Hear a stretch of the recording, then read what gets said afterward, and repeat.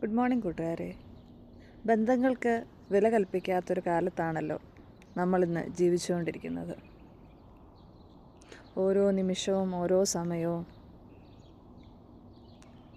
മീഡിയകളുടെയും social മാധ്യമങ്ങളുടെയും വെകളി പിടിച്ച ഒരു പ്രസരിപ്പ് നമുക്ക് ഇന്ന് എവിടെയും കാണാൻ പറ്റും.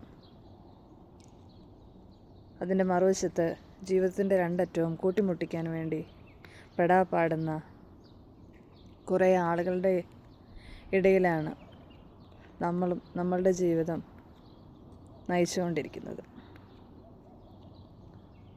നീ ഓക്കെ അല്ലേ എന്നൊന്ന് ചോദിക്കുവാൻ, എല്ലാം നന്നായി അല്ലേ നടക്കുന്നത് എന്ന് ആഗ്രഹിച്ച് കാണുന്നവർ നമുക്ക് ചുറ്റുമുണ്ടോ? കൂട്ടുകാരന് അല്ലെ കൂട്ടുകാരിക്ക് ഒരു വിഷമം വരുമ്പോൾ അവൻ്റെ തോളത്തൊന്ന് തട്ടി, എടാ എടി നീ ഓക്കെ അല്ലേ, എങ്ങനെയുണ്ട് നിനക്ക് എന്നൊന്ന് അന്വേഷിക്കുവാൻ ഇന്നത്തെ കാലത്ത് ആരെങ്കിലും തയ്യാറാകുന്നുണ്ടോ? അങ്ങനെ ചെയ്യുന്നില്ല എന്ന് പറയുന്നില്ല, പക്ഷേ എങ്കിലും വളരെ ചുരുക്കമാണ്. ജീവിത പങ്കാളി ജോലി കഴിഞ്ഞ് തിരിച്ചെത്തുമ്പോൾ,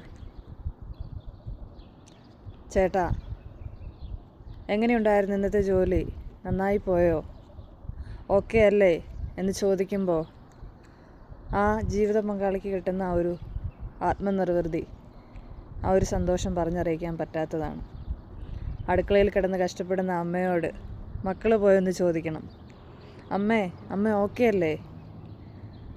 അമ്മയ്ക്ക് അതിൽ പര സന്തോഷം വേറൊന്നും ഉണ്ടാവില്ല. വിദേശ രാജ്യങ്ങളിലും മറ്റ് ജോലി സ്ഥലങ്ങളിലും ആയിരിക്കുന്ന മക്കൾ ഒരു വട്ടമെങ്കിലും മാതാപിതാക്കളെ വിളിച്ചൊന്ന് അന്വേഷിക്കണം.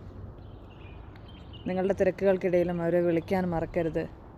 നിങ്ങളുടെ വിളികൾക്ക് കാതോർത്തിരിക്കുകയായിരിക്കാം അവർ. അപ്പ അവിടെ എല്ലാ കാര്യങ്ങളും ഓക്കെ അല്ലേ എന്ന് ചോദിക്കുമ്പോൾ അവർക്ക് കിട്ടുന്ന ആ ഒരു സന്തോഷം പറഞ്ഞറിയിക്കാൻ പറ്റാത്തതാണ്.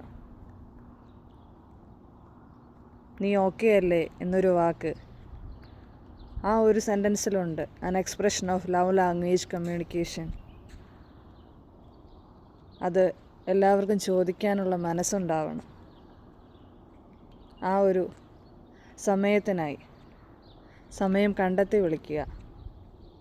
നിനക്ക് സമയമുണ്ടെങ്കിൽ എന്നല്ല, നീ സമയം കണ്ടെത്തി വിളിക്കണം. എനിക്കും നിങ്ങൾക്കും എല്ലാവർക്കും 24 മണിക്കൂറേ ഒരു ദിവസമുള്ളൂ.